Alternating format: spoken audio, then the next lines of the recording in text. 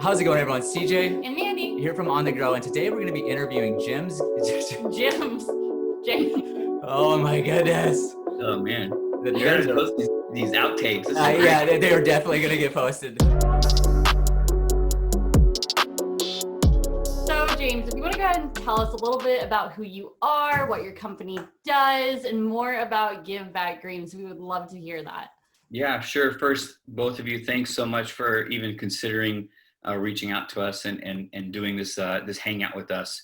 We watched the last one you did with Libby's Legacy, and you guys like stand by. You've opened the door, I think, to something extremely special, like above and beyond anything that you guys have already posted and all of the community outreach.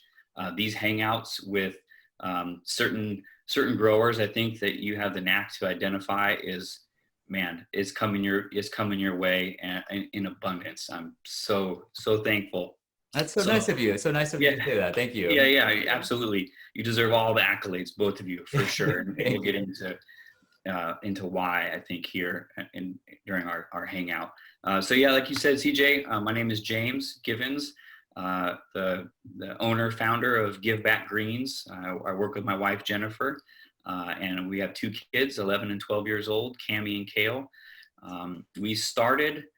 The first time I started growing was August of last year. So we're just over a year since we planted our first seeds after watching your videos. Oh, that's too cool. Yep.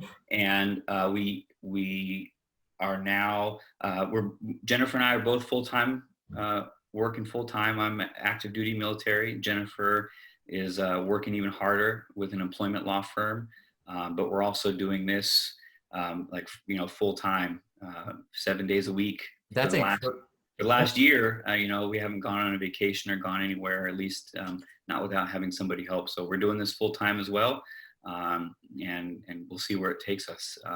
I started growing in a recycled raspberry clamshell. Nice, doing the used produce containers. Yep, it had some drainage holes and it was good to go. And I was using a table I had in the garage and an LED work light. It's all you need, man. Yeah, and now not set up in the grow space right now for the interview, but I counted this morning when I did the watering, and I think we've got 60 trays going on in the space right now. That's incredible, man. So how many racks is that? Similar to what you have behind you. In fact, we're using your design. I'm on a 48 by 18 shells. We've got 2 full lights and then 2 for germination and stacking. Very cool. Nice. Yeah. And it's incredible to see where we started to where we are now. And yeah, we're just doing everything we can to keep up with the growth demand. So it's been incredible. That's incredible, man. That's a huge blessing. And I'm assuming that you chose the 48 by 18 rack because it's significantly cheaper, or did you just have one on hand? No, didn't have one on hand. I was gifted the first like a rack. It's a 36 by 24, I think, with 4 shells that we kept in the garage originally to use just for like drying, stacking, and got the first one from Costco, and took advantage of a pretty good sale for the next 2 and bought 2. But they're doing pretty good for us. We also use like a reflective panel on the back side to help with some of the lighting. But yeah, we are 100% following the On the Grow model as far as the lighting, the fans, cord management. That's so awesome to hear. Awesome. I feel like I did a good job making it pretty simple there. Yeah. I was like, I love a really clean looking system, and especially with the fans providing that airflow to prevent those microclimates from the light. So you said you have 2 lights per rack. Are you using LEDs or fluorescents? No, so actually on our like the main grow rack, or the first grow rack, I actually have 4 there right now, 4 of the Barina. Okay, the T5 LED, the 20-watt ones. Yeah, okay, very cool. So you probably get the super solid growth with that. Yep. So we're getting good results. I think when we first started on that shelf, when I first got it, I only had lights for like three out of the 6 shelves. Okay. and quickly had to add more lights because I needed more growing space. And we did experiment with between 2 and 3. And then just some of the grows that we're doing turns out seems to be that they want more light. Yeah. So I upped it to 4 on all of them and had pretty good results, especially things that are longer grows, growing past the true leaf or some petite greens. And so it's working for us on the second lit shelf, just because of the way the numbers worked out and what I had on hand. One shelf has 4 lights and the rest of them have 3. Okay. And everything seems to be doing pretty good. So That's awesome. Yeah, we did some tests in the past using the 4 light. I don't think we ever did 4. I think we jumped straight from those 3 to 6, and I realized 6 was a little bit overkill. It was a little too much. but I think for petite greens it would be a good amount. So it's good to know that you use 4 for those ones that demand just a little bit more light. And so, I mean, getting back to kind of why we started. Always been passionate about growing, and we have a few raised beds in the backyard. And we take advantage of just about every square inch of those beds provide, but was still kind of limited. And here in Southern California, I'm in like San Diego area. Okay. So we're blessed that we can pretty much grow 365 days. I was gonna say that weather. Right. The tomatoes might not do so hot because the days are shorter and not as warm, and we don't grow year round in the tomatoes. But I can grow in the boxes outdoors 365 days. But wasn't getting enough. It's not enough space really to always we still have to go to the store and buy vegetables, buy food. Right. And so I was interested in looking for other ways to be able to grow, to continue to grow outside of the space that the beds provided. And microgreens was the solution. We have a very close relationship with a family farm of ours. My wife's aunt and uncle, and their daughter run a certified organic farm up in Temecula. Okay, very cool. And have learned so much from them and kind of reignited our passion for growing. They're the ones that gifted the first grow rack that we have. Oh, that's too cool. Kind of just went from there. And I definitely would like to talk more about our relationship with them as we get into the corn we're growing and what we're doing with that project with one of our partner chefs. But I started growing some seeds, and again, doing research, came across On the Grow farms, and there was a couple of things that stood out. One, maybe we're here to talk about what GiveBackGreens is, but let me first, for people who are watching, toot your guys' horn.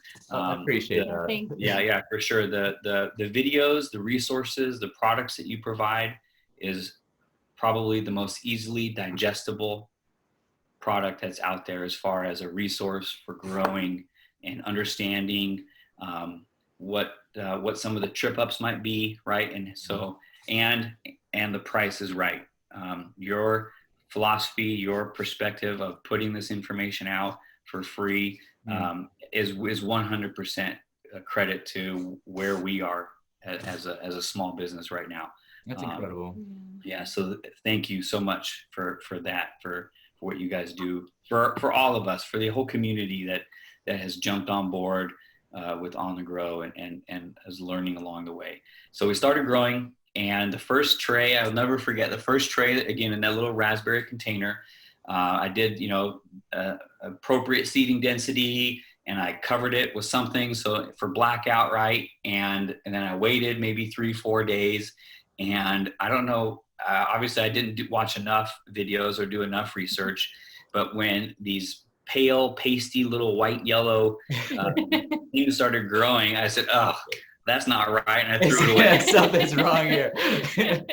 So fast forward, tried again, and finally got a good grow and harvested it and brought it in. And it may have just been probably like a spicy salad mix, like a spicy mix, a blend. And then also some radishes. And our daughter, God love her, they great eaters. They'll eat whatever we put in front of them. But never been a huge fan of fruits and vegetables. And I kid you not, it's not exaggeration. The first time I brought in microgreens, she was eating them hand over fist. That's That's know, the asking, wild thing about microgreens is that a lot of people seem to, you could say that, they don't like fruits or veggies, and you're just like, hey, just try this. And you're like, yeah, oh, this is yeah. kind of just fun to Asking if snack. can I have this in my school lunch tomorrow? Like, and that was it. I said, all right, I need to figure out how to do this the right way and how to do it consistently. So we kept trying, growing under the light, and eventually we switched from my little shop LED light, and I lowered the garage lights, like 10 inches above. That's so smart. And that was working. And then eventually said, okay, let's do this right, and spent a lot of time watching your setup videos and ordered everything that we needed. That was kind of just part of it, figuring out how to do it right and being able to open the fridge whenever we wanted and have microgreens ready for us to eat. Yes. And then the foundation, I think, of what GiveBackGreens is all about, it really also stems from the family farm up in Temecula, Sugar Shack Farm, run by David and Darla Boley and their daughter Ariana. They grow 100% for contribution, 100%. That's incredible. And I wanted to be involved with that kind of a gift, and so that's what we're about. Like, there's zero pressure, right? Like Jennifer and I are both working really, really hard full time, and the GiveBackGreens piece of it, there's zero pressure for us to succeed. So whatever success as far as growing we have, we're able to to be able to be involved with contribution. And I think that's probably critical, really, for anybody who's looking to get started. Is if you start from a pressurized position, or I have to get this right, or I have to sell this much, it's going to be a challenge, I think. If you can start from a position of passion, and I might have 5 trays in a row of dampening off and I can't get amaranth to grow, or I've had red vein sorrel going for the last 5 months and I oh my gosh, red vein that sorrel one takes forever. right? And that's okay, but it's like, man, I can really grow some beautiful radish or some peas or some sunnies and then just give it away. Yeah. And know that financially that's okay. And so as we were expanding, I was like, all right, I can grow a tray for us. Can I grow 3 trays? And what does that look like? And what's that process? And then it was, okay, that's almost the same thing. What if I had, 20 trays? So I had to start learning what that process was like and how to scale up, just a little bit. Then all of a sudden I have 20 trays worth of food. So it's like, all right, calling the family hood, all the neighbors, there's a million kids, all the same age, and we're all very close. Here. So then I was like, all right, we can do this, and it's not going to impact our normal work lives or our family life. So then I started reaching out to some chefs in the area, and really didn't know any chefs. So it was just kind of like Instagram stalking, I guess you could say. Yeah, we've done that. Yep. And just with a quick introduction about who we are, it's a very small veteran-owned micro farm, right here, literally a mile away from your restaurant or 2 miles away or whatever it might be. Our goal was to partner with a very, very select, limited number of community-minded chefs or caterers or families who were on board with our mission to be able to grow for contribution. And it worked. And then COVID hit. And I would say from March until end of June, I was growing 100% contribution for all of our restaurants. That is so cool. That is incredible of you. Cool. Yeah. When they shut down and clamped down, everybody, they had to flex and kind of figure out how they were going to pivot. Were they set up to even offer takeout or delivery? Yeah.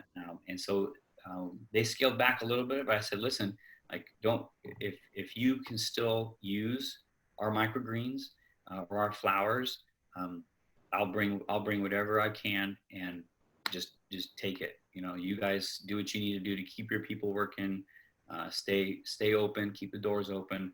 And then, once things settle back out, we'll figure out where we can go from there. So That's incredible. Yeah, that's really That's awesome that you're doing that's that. huge that you're supporting that, especially at the local level, like you said, because all these restaurants were so hardly impacted, and also the cost of switching from having people in-house to delivery, the cost for these businesses to do all these delivery, and it's Yeah. just not that profitable. So it's very, very cool that you did that. That's incredible. But the relationship piece is also, I think, critical. So coming from a point of zero pressure to being able to establish those relationships and just talk to the family that you want to grow for, or the company you want to grow for, or the chef or the restaurant owner or whatever it is, and just talk. Just talk. Yeah. It's about building relationships and talking. One of the restaurants we grow for uses a few local growers, which is awesome, which I think is fantastic. And just Right. be another local resource. If you find a chef who or somebody who is interested in having locally sourced food, provide something that they maybe can't get from somebody else, and then just work together on that. We grow a lot of shiso for our partners, and a lot of micro cilantro, which took a long time to learn. But I was gonna say cilantro. Both of those are actually quite Yeah. challenging. The germination on shiso. It depends on the variety of shiso. Like I know the shiso green, we have a better chance with it than we do shiso purple. Shiso purple for us has been difficult. So I guess let me jump on there real quick. What's your germination time like for the shiso? So we do. We're growing shiso for 4 different restaurants right now. Oh wow. And 3 of those restaurants we grow and deliver live. Okay. We grow in 8 5x5 trays. Okay. And I guess, and that's getting into some of the kind of maybe some of the processes. So we use cocoa coir right now. Okay. And we'll supplement that with ocean solution as required. And we're having great results. So the shiso we grow in 8 5x5 boxes inside of like a bootstrap farmer, 2.5 inch tray. Yep, the big thick one. Yeah. Yep. And depending on, so for a while when it was just like one restaurant or one tray a week or something, we would grow 4 green and 4 purple in the same tray. Okay. We would lose like a soil damper, like a little block to pat down the soil or pat down the seed, but no weight. Okay. And then just an upside down tray. Oh, I think are we getting cut off? Can you hear me okay? Yeah, we can still hear you. So the good news is we heard the audio all the way through, but your video was going in and out. But the good thing is the audio came through perfectly. Okay, like a little max headroom. I'll see if I can get it fixed. Anyhow, so it's about five days in blackout germination with just an upside down blackout dome, and then straight into the lights. Do you do any do you do any cocoa over top of the shiso, or is it just on top of the cocoa itself? Just on top. So the only thing right now, the only thing I'm covering with a thin layer of shiso is nasturtium and cilantro. Okay. All right, very cool.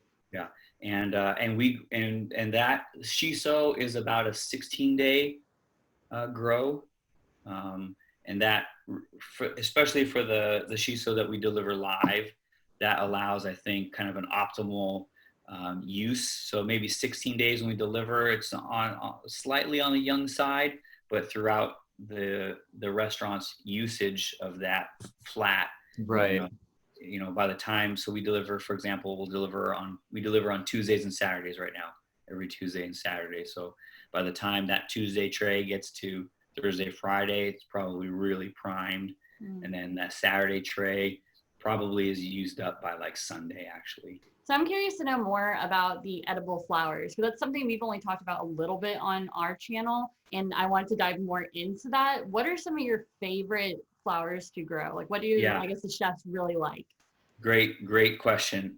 Borage is, so we got a challenge for us is growing enough to be able to, and I've never sold flowers. If I've ever had enough, when we've had enough flowers to fill up a clamshell, that's always just a little treat on a delivery. That's to super the cool. I bet your chefs love you, I man. know, right? Oh, You're like, for sure. Yeah. And we the flowers we grow all outside Okay. in either our beds to help with with germination and our pollinators, Yeah. or in pots outside. Nasturtium for sure is 100% hands down my favorite flower. oh yeah, it's Yeah. beautiful. Hard to keep because when I'm out there watering, if there's any, my daughter too loves nasturtium flowers, we just pick them and eat them. Yeah, that's the challenge with those flowers. And the borage flowers for me are my weakness. I love the flavor on the borage flowers. That's sweet, Oh, sweet so cucumber. sweet. And it's also just like a gorgeous. I'll have Mhm. to put up a picture of a borage flower up close, but they're just gorgeous flowers there too. Yeah, I mean, I'll send you one of mine. One of the things I like to do sometimes, and I would bring it to the chefs, or I would show them, and they could do it themselves if they wanted to, is take a borage flower upside down and put it inside of a nasturtium flower. Oh, I Oh. can't wait to see that. I can't wait to see this. I'm just picturing the colors on I that. want to taste that. Right? Yeah, Nasturtium has a little bit of we've spice. grown. We also grew bachelor button, which I think I'm willing to try it again. When it first came out, I wasn't sure how to use it. Right. Do I take this whole thing and just? But we found the way we used it is almost like taking the flower and taking the little petals out, almost like as a confetti.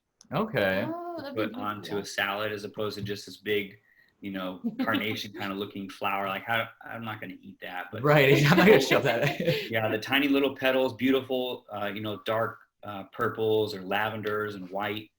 Those worked really nice, and those were actually pretty easy to grow. And then violas or violas, we did a few of those also outside. But nasturtium and borage are our favorite. In fact, that's what we have going right now. Very cool. Have you tried the it's a marigold variety. I think it's called Mexican mint marigold. And they're really tiny, but the flavor on those is really good. Incredible. Those are the ones we do a lot of, and they have a lot of oranges and reds in them. We need to do that again. That's awesome. And that it reminds me, maybe another thing we can talk about. One of the things that we're really into is is outreach and community and partnerships. And so the family farm, Sugar Shack Farm up in Temecula, they're growing on about 5 acres up there. And one of the things that, because we're resource limited or space limited, they can grow nasturtium and nasturtium flowers like it's nobody's business. Right. And I told them, listen, any edible flower you can grow, I have chefs that will take those flowers from you. And so this next season, they're going to work on growing some edible flowers, and I'll be able to bridge, that connection, that conduit to get those flowers down here. So we're really excited about that. Oh, that's too cool. That's really cool. I want to see a picture of all those nasturtium. I know, right? Like a field of an acre of Remember- nasturtium. It's really cool. So the section of the garden where they grow, and again, I think you can look them up on Instagram, if I can say, it's sugar.shack.farm. And they have a section in their garden where they took an old iron bed frame as kind of like the end of the bed. Right. And it's the flower bed. And then they have this huge arching trellis, and then a chair to just sit underneath this. Oh, that is too cool. In the flower bed. Yeah. They have quite the operation going on. It is absolutely incredible, and it's all just beautiful, the layout. And one of the things that they did is they grew a certified 300-year-old lineage of blue corn, a blue Aztec corn. And they gifted us about 3 pounds of that seed. In fact, it was all that they harvested. They gave us all of it. And and we've done popcorn microgreens again, Mandy. I think in fact, the very first video I saw was your very first try of popcorn you posted. And then by the time I saw it, though, I think you had already posted your second try. Yeah. I watched those back to back. And so we've tried corn before and had it on our salads, and I think which is common, had the very kind of a a distinct kind of a artificial sweetener. Yes. Right. Still very sweet and delicious and beautiful. Completely different with this blue corn. I So was we tried wondering. I'm some. curious about I, that. I brought some to some of our chefs, and we're growing it now because it's kind of a very special variety. Again, super cool. It's 300-year-old seed. We're growing it exclusively for one of our partners, and the 100% of the proceeds from that corn that comes from our family up in Temecula, we're donating it to a place called Michelle's Place, a cancer resource center up there in Temecula. So for as long as we have this seed, 100% of that is being donated back to Michelle's Place, which is they provide like 10,000 services a year for patients and for family that are going through different stages of health events, all kinds of cancer. And that's one of the places we want to be able to contribute to and also grow for and bring food. They're about an hour away, so the logistics of packing up food and the timing and stuff, and again, especially with COVID, but coming in the spring here, the Sugar Shack Farm, that's where almost exclusively their produce goes to as contribution. So we're going to be joining them for some really beautiful, growing some really amazing food for them. That is so incredible. And that's one thing I love about this community, the more that I kind of dig in, is how many people are willing to not kind of get greedy about it and to just really try to do their best to make the world a better place in a sense, by donating locally, finding things that matter, people that actually need this produce. And we're growing super healthy produce. And it's just so incredible that, there's just, it's just so cool seeing like one person will do one thing and then that just ripples and ripples and ripples. And now everybody's just doing a whole bunch of cool things all over the place. So it's just it's really incredible seeing that. And I think what we're going to look to do is, again, partnering with Sugar Shack Farms, is once the blue corn is out, they get some other really incredible, really unique seeds from them, specifically from them, and grow that for one of our partner chefs, and again, keep that as that will always be contribution towards Michelle's Place. And then another local place that we're looking to grow, again, 100% contribution for, is a local veterans home. It's only like 5 miles from the house, a 400 bed facility. And there's a need there for some really healthy, locally sourced food. And we're thrilled to be able to work towards that end. That is so cool. That's amazing. Oh, that is too cool. So I don't think we've actually dived into you, because you have a model for your business called Grow, Give, Grow. Yeah. I don't think we've actually, have we touched on that? I don't think we've mentioned that so far in the video. So if you don't mind, just share just a little bit. A lot of what you have described so far about your contributions, I'm sure is part of that. But yeah, if you wouldn't mind just talking about that just a little bit. I think it's evident that philosophy works, not just with us, but like we talked about earlier, 100% with what you guys are doing and have done. So, all right, so figure out how to grow, whether it's in a home kit that you bought from Amazon, or you're growing some, something outside, and then just give it away. Yeah. To whoever needs it. Give it to your neighbors, give it to your family, to yourself, grow for contribution, and then stand by, because the real growth, and the way I usually try and write it is, grow, give, and then all capital letters grow. Grow. Because that's where the real growth. So you can grow, put a good seed on good soil, and it's going to grow. And then what you do with that yield is where the real growth, at least for us, where the real growth comes from. And it has. And like in the video with Libby's Legacy, you talked about very briefly about, grow be a for-profit business. If somebody's starting out a microgreens business, 100%, we are a for-profit company. But it doesn't mean that for-profit aspect of our company is what affords us the ability to have that last grow piece, the give and the grow piece. We don't grow for farmers markets. It's not the direction we're looking to take the company. And again, because we're kind of resource limited, we're almost at, I would say we're essentially at capacity right now in our space, in our time, but that's okay. That capacity is what's going to, financially allow us to have a whole nother section that is dedicated for contribution. At first, my goal was maybe 1 out of every 4 trays on the rack would be identified as, hey, this is going to contribution. But because of the partnerships that we have, we're at a space now where the goal is 50% of everything that we grow. So it's not that we're going to contribute 50% of what we're growing. We're going to double what we're growing to be able to give half of it away. That is so cool. That's the goal. So that's the real grow part, right? Right. Well, it's funny that you say that too, because we also didn't love farmers markets. We did 1 or 2, and then we're just like, it was an incredible experience. We loved it. The but interactions was the part that we loved on that. Yeah, getting to meet the people that ate the produce. And I think that's my favorite part is be like, hey, you try something new. And they're like, always like, oh, it's green. I don't know. And then, And they'd have cookies in their hands, and they'd choose the greens Yeah. over the cookie. Sure. Yeah.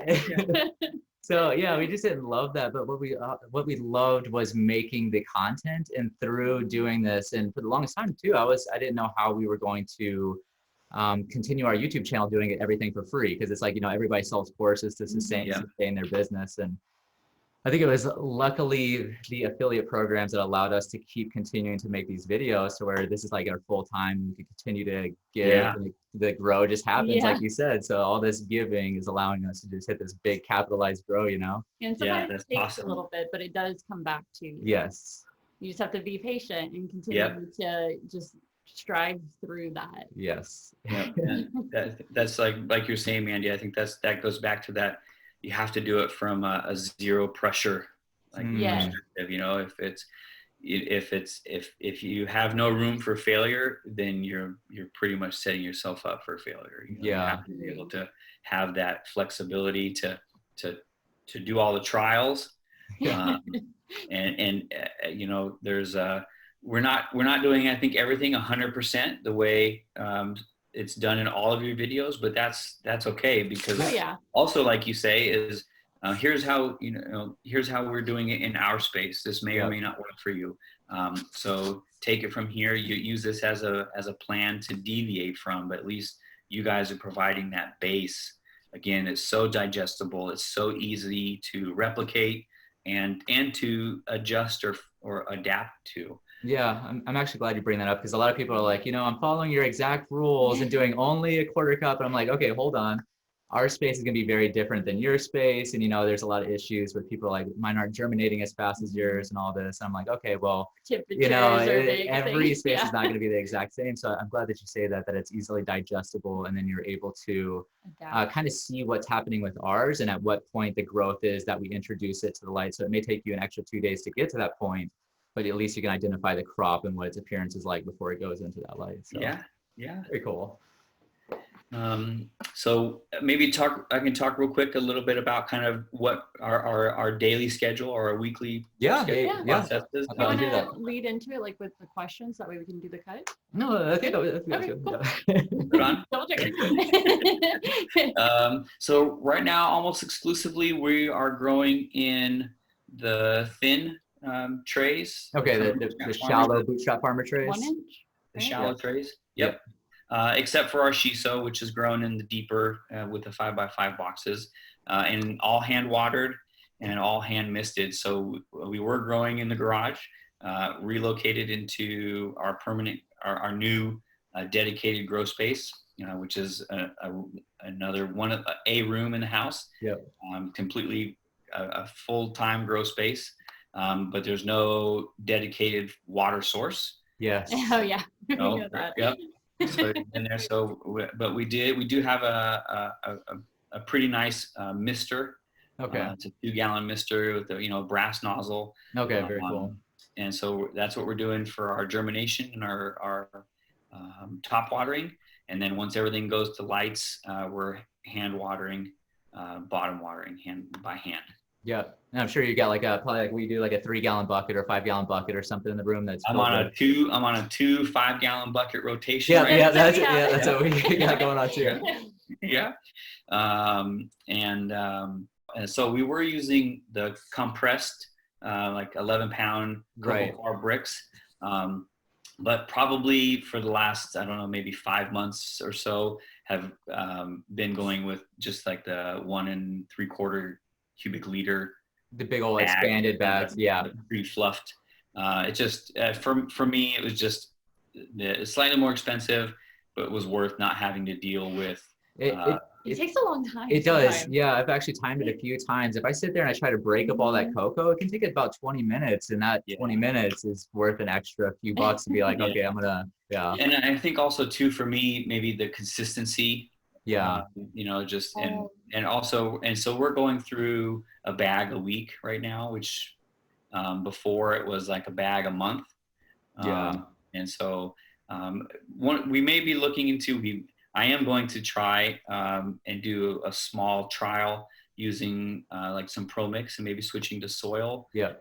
and maybe using deeper trays just to see if there's a significant improvement because of the root structure being a little more established. Yeah. We've been talking Yeah, about. there's been a bunch of people that have been mentioning that in our videos, and something that I didn't realize whenever, because I switched to the shallows to basically maximize my shelf space to get more plants onto the, because that 1 inch adds up as soon as you have 7 tiers.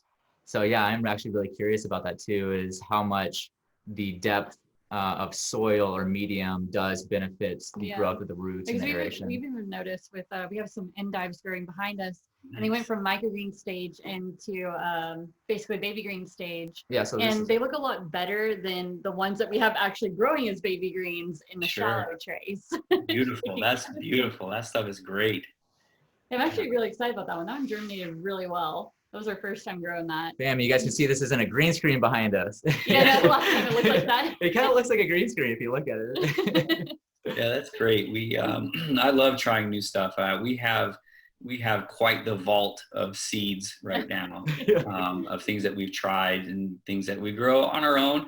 Right now we have a sample tray. We've done some chef's boxes before, kind of a la carte in the 5x5s. And right now we're growing again for contribution. There's a chef who's growing for a community event next weekend. So I have a sample of a couple different radishes, Rambo and daikon, a few different mustards, and maybe some broccoli. Here, just take it. There's another caterer that we've grown for in the past, partnered with Elevation Eating. Incredible lady Perla. And we grew for an event she was hosting. I think we grew almost 6 pounds of microgreens, of all different kinds. And just here, take it. What you're doing is so incredible. We would love to be a part of that. So that's we look for opportunities like that. It's not something maybe we're going to do all the time or have the capacity to do, smaller orders all the time with tons of different people. But when we find an opportunity to partner with somebody who's doing something like that, we jump on it and just take it.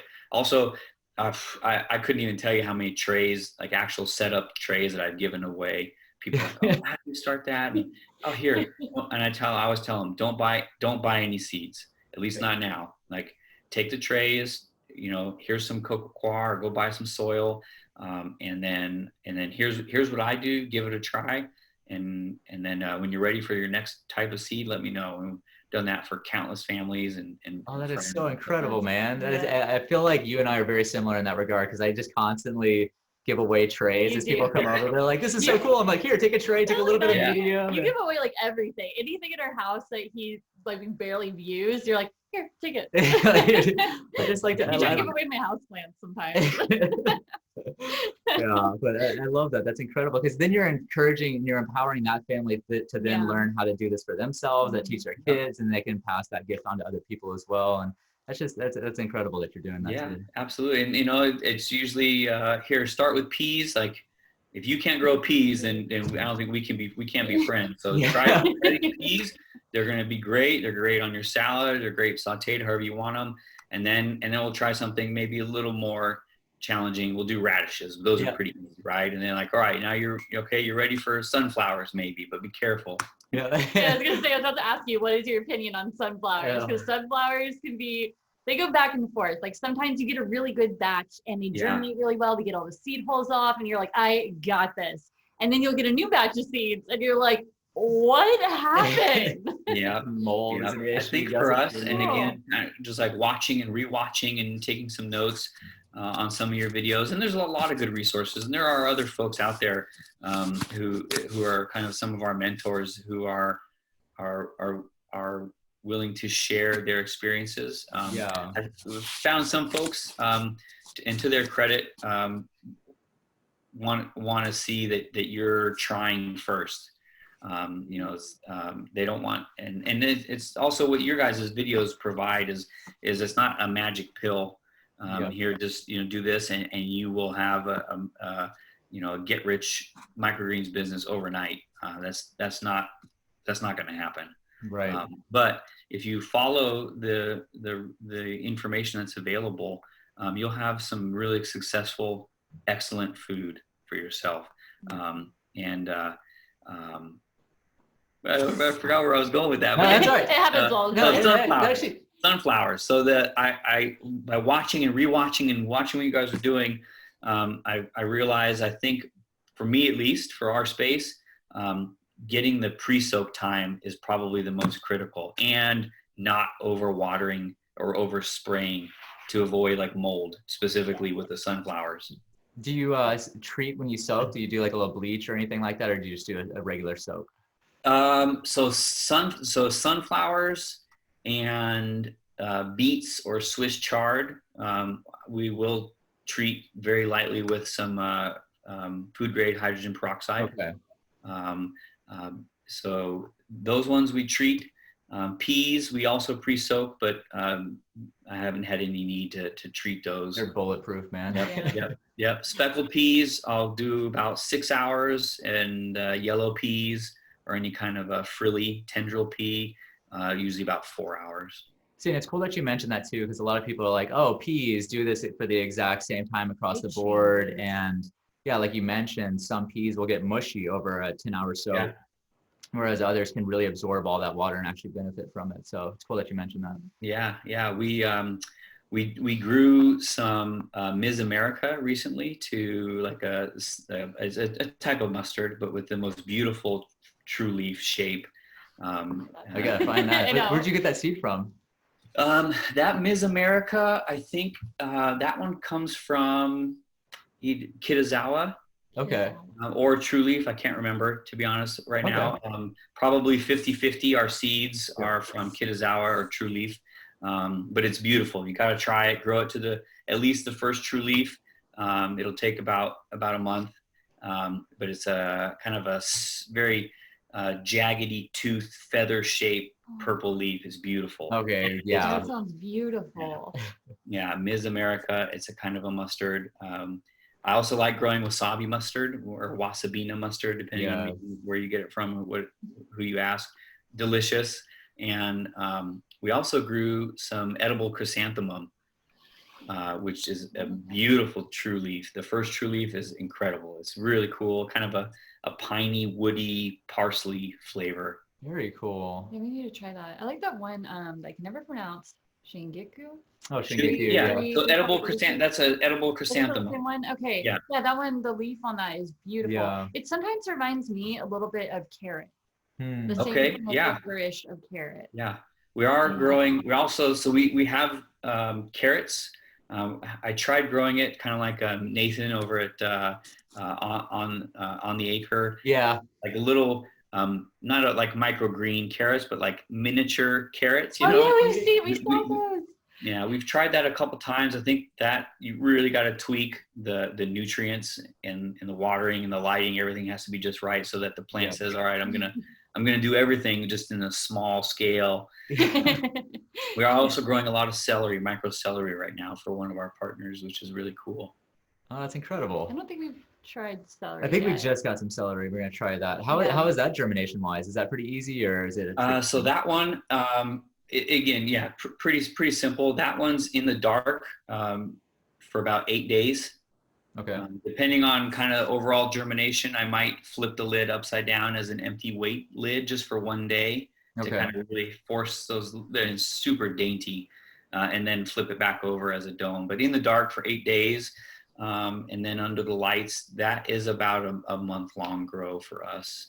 So you're doing lots of extended grows on that. Mm-hmm. Yeah. So the shortest for us is probably the yellow peas and corn, and the blue Aztec corn. That's about 8 days for us. The shiso is about 16 to 18 days. Cilantro, we do a lot of cilantro. That is exactly 2 weeks. Okay. And we're doing really good, man. That I remember we tried. I had 4 trays of cilantro. Here's true confessions. 4 trays of cilantro. This was last fall, and I could barely fill one clamshell with 4 trays worth of harvest. Yeah. And now we're at about 6 to 7 ounces per tray of cilantro. Wow. That's huge. All right, so you want to do a tutorial for our channel? I know, right? Following, essentially all the steps that you guys show, it just took a while. And one of the things I'm looking at, like we talked about it. I don't have any automation really, except for the lights are on a timer. 17 hours on, seven off. The fans stay on 24/7. Okay. But I'm looking to see if there is a way to still maintain our quality and the results, but maybe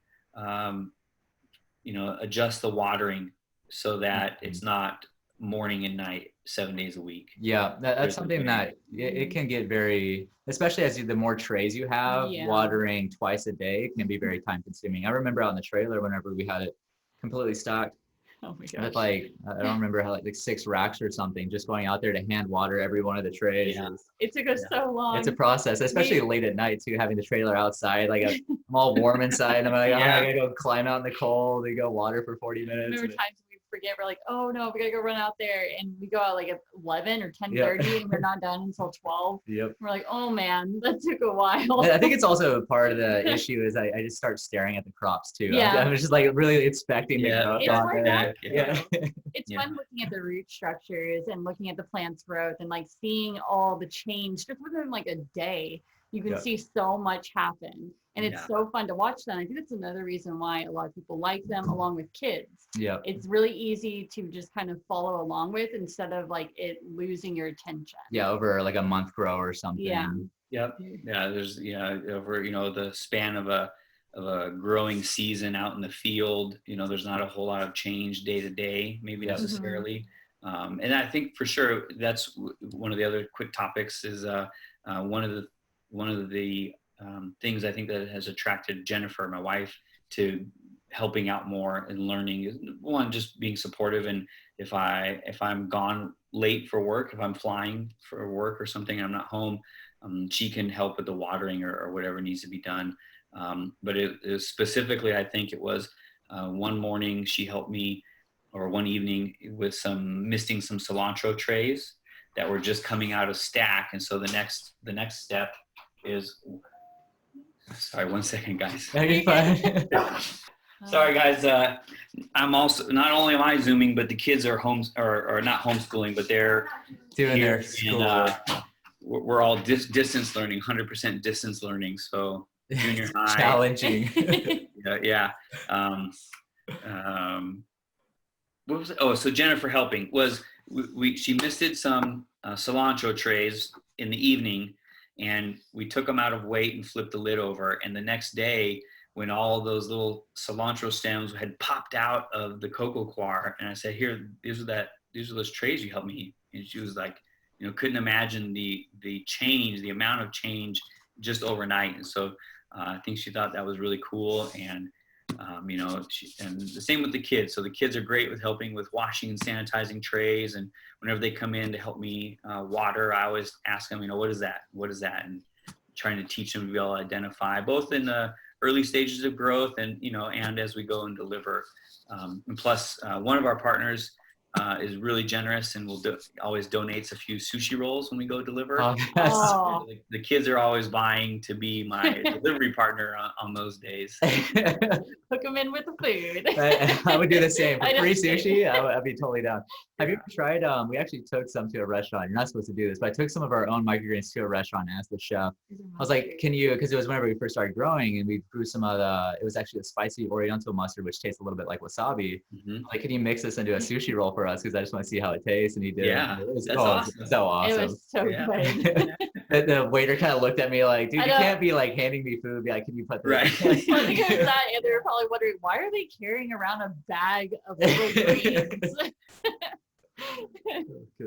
Did they do it for you? Yeah, they ended up doing Oh, it for us. that's Yeah, so it was pretty slow at the restaurant, so it was really cool. Yeah, they did it for us, and it tasted great. It was so. I'm actually I would love to see more sushi rolls with like mustard Yeah. greens actually wrapped in it. Because Absolutely.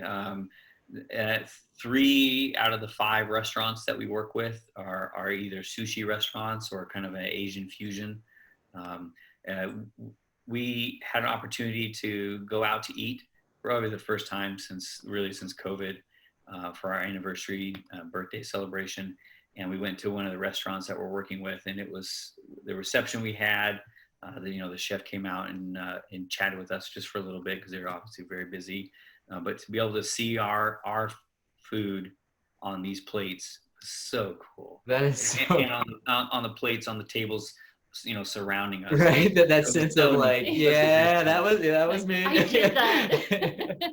Pretty cool, pretty neat feeling. And then, and then that same feeling, probably even more so, when you see somebody eating your food.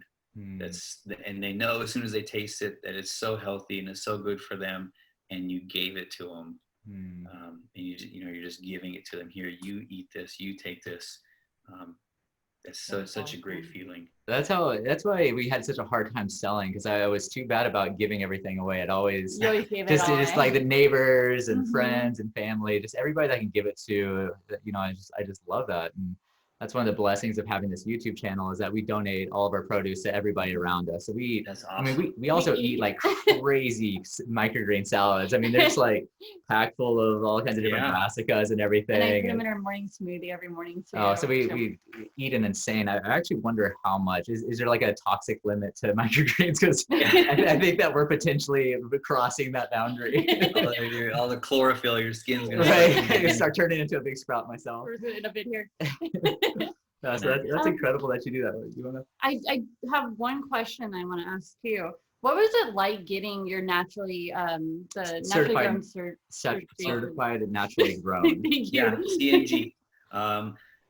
So I think one of the first reasons we looked into the certified naturally grown certification process was to add a bit of legitimacy, I think, to what we were doing and the quality of the product that we were growing, the food Right. that we were growing. Certainly, at least at the time, and still not set up to go through the full certified, CCOF or USDA organic process, both because of the financial investment or costs of that process and the time. But CNG offered, and the way I describe it to people is very similar to organic, maybe on a smaller scale, maybe like just a lower tier, not in a negative way, but just right as far as like a scope goes. And so reach out, look them up, CNG farming, and the process, the requirements and the processes are all laid out easily on their website. You have to go through kind of a checklist and make sure that the processes that you're using and the products that you're using kind of fall in line with that. And then there's a peer review and an on-site inspection, either by somebody locally-ish who is already certified naturally grown, or somebody who is certified organic. Okay. Kind of that under that umbrella. So it's also maybe one of the neat things is that at least in this region of California, we're the only certified naturally grown microgreens grower. So that does set you apart a little bit, maybe from other people who are growing in the area. and it's kind of cool. So on our clamshells with our homemade, home printed labels, we also put a little CNG sticker right on the clamshell. Oh, it's gotta feel good. That's what I was thinking too. It's pretty cool. And also, to their credit, I understand that growers or beekeepers or whoever it is that's looking for that certification, that are just starting out, might not have the capacity to be able to financially afford the process of that certification.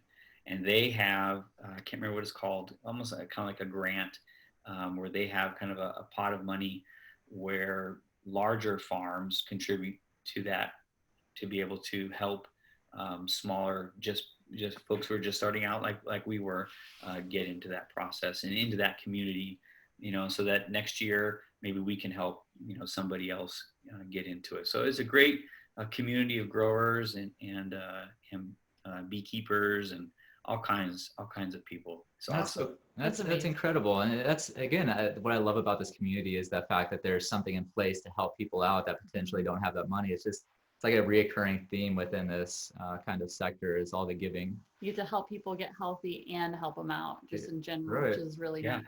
Yeah, absolutely. Yeah, for sure. I like that what you said there, man. Like, help people get healthy, and help them on their own journey.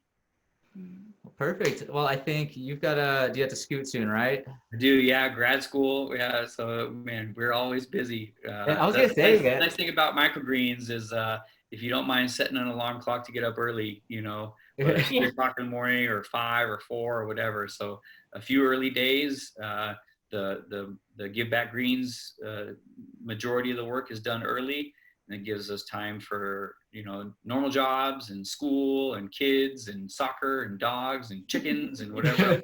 Man, we also have 9 chickens. It's awesome. Oh my God, we want some chickens. Yeah, you do it. You got to get chickens. They're great. They're such a blast and easy. Yeah. Do you feed your leftovers to them? Do you do any of your stems or anything out to them? Oh yeah, I'll see if I have some pictures. So everything except peas, and that's common. I even Googled it. There are other growers who have the same experience. Chicken won't eat the peas. Interesting. Yeah. You think that root structure would be awesome. They would love it. Yeah. Huge, because that's the most aggressive root structure of anything, really. Yeah, but they destroy cilantro, basil, shiso, everything except everything. Corn, sunflowers, they love the sunflowers. The oil is great for their feathers, their skin. I was gonna say, you got probably 9 incredible looking chickens. Yeah, for sure. They're super great. healthy. And it's a equally shared but very competitive demand for the post harvest between the chickens, the worm bins, and the compost pile. Yeah. That is too cool. All right, well, this is your time. So do you want to share anything about, like, what's your social media accounts, website, or anything that you want to share, or anybody that you want to give a shout out to, or anything like that? This is all you to do so. Awesome. Thanks. First, want to again, thanks back to you guys on the Grow farm. And so check out, if you're not already following, check these guys out, follow them. Even if you don't want to grow your own, you got to follow Mandy and CJ. We're blessed and thrilled to be working and partnering for contribution with Michelle's Place Cancer Resource Center up in Temecula, California. Partner with our family and their farm, David and Darla Boley, Sugar Shack Farm, sugar.shack.farm on Instagram. And then you can always follow us, GiveBackGreens, on Instagram as well. All right, perfect, man. Well, thank you so much for your time today. Thank you so much for sharing. I think it's incredible what you're doing, the gift that you're giving, and rippling out, because, like you said, you're giving more trays to other people. They're starting to grow for their family, who's then in turn going to teach that to their friends, hopefully. So it's just incredible. So thank you so much for your time and for sharing today. And I hope to talk to you soon. Yeah, awesome, guys. Thanks so much. Take care. All right. Have a good one, man. Hey, bye. Bye. All right, guys, so that is it for this interview. We had a great time talking with James, hearing about his operation, how he got started growing, what he is doing for his community locally, and also what his family's farm is doing for their community.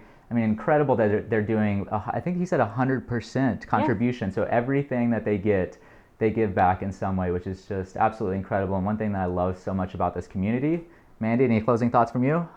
I'm really blessed that we're able to talk to so many awesome people doing awesome things. And not only that, you're sharing health as well. That's an incredible thing to not only be giving people life, but also giving them something to do in life. I love that. All right, well guys, I hope that you enjoyed this video. If you did, be sure to give us a thumbs up. If you disliked this video, give us a thumbs down. If you have any questions or comments, please leave them in the section below. We'd love to get those answered for you as soon as we possibly can. Our Instagram and our Facebook are both at On The Grow Farms, and our website is www.onthegrow.net. Thank you guys so much. Have a great day and keep on believing.